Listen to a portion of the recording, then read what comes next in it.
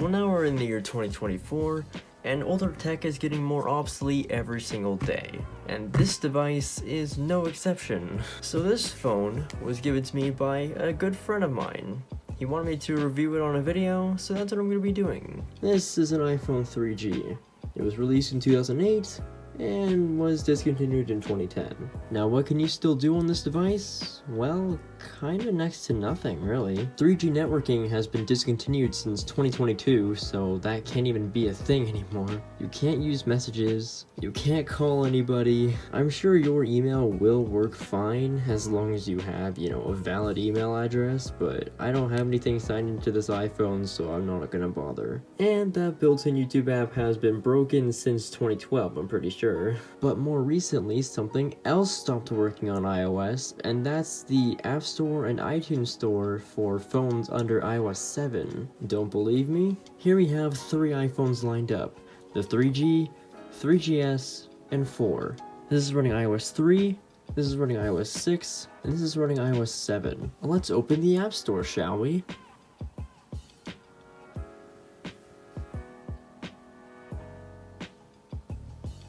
Boom. See how 2 of them failed and this one actually succeeded?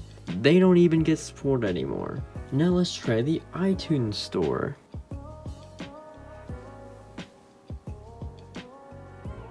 I mean, hey, iOS 7's gonna get discontinued as well sometime soon. The operating system itself is over 10 years old now. But anyways, we're not focused on those phones, we're focused on the 3G. As for web browsing, it's still kinda works. It loads Google, and I'm pretty sure that's all you really need. Let's just type in something, see if that works. Yep, it works, but that's not what I wanted to get. There we go, that's what I wanted. Maybe I should change my username.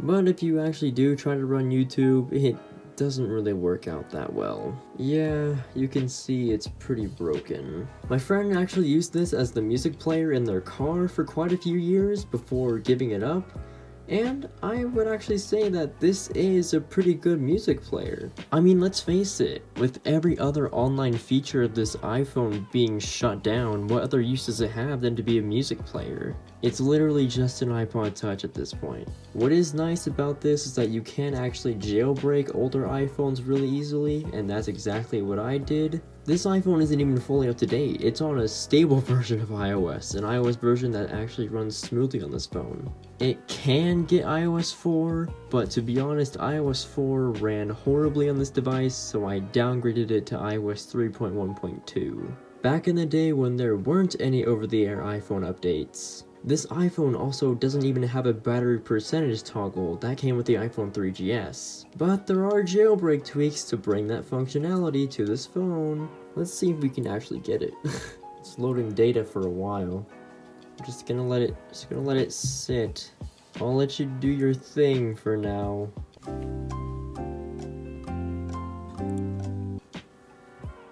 Well, it doesn't want to do that.